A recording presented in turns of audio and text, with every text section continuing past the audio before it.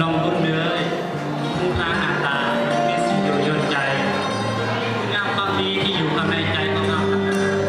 คือสิ่งที่คนเฮาต้องการและก็อยู่คู่คนเฮาตลอดจนตาย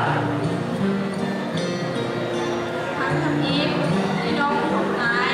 น้องรู้สึกได้เลยว่าข้างในที่เกิดของไอ้นั้นน้ำแสนประเสริฐเลิศล้ำแท้ได้ต่อไปน้องสัญญาว่าจะทำไอ้เพียงสายเดียว อายและน้องจะช่วยกันสร้างสรรค์บ้านเมืองของเราให้มีความเจริญรุ่งเรืองทางด้านวัตถุและจิตใจ และจะช่วยสร้างบ้านเมืองของเราให้มีความสมบูรณ์พูนสุขตลอดไป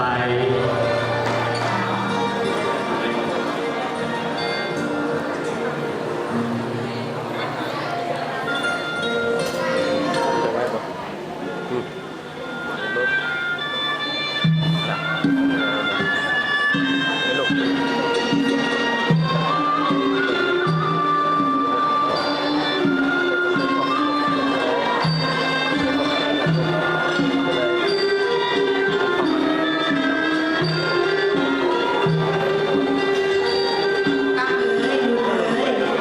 ต่อไปนี้พวกลูกทั้งสองก็ได้ของทางกันแล้ว ให้พวกลูกจงเป็นว่าทิพย์เนี่ยแก้วว่าทักเนี่ยแซวมีเลี้ยงผิดกันเล็กๆน้อยๆก็ให้อภัยกันเด้อลูกเอ้ย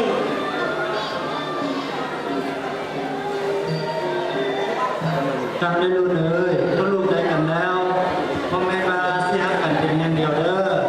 เขาได้ทางไฟฟ้าราชดรนักเอกใจ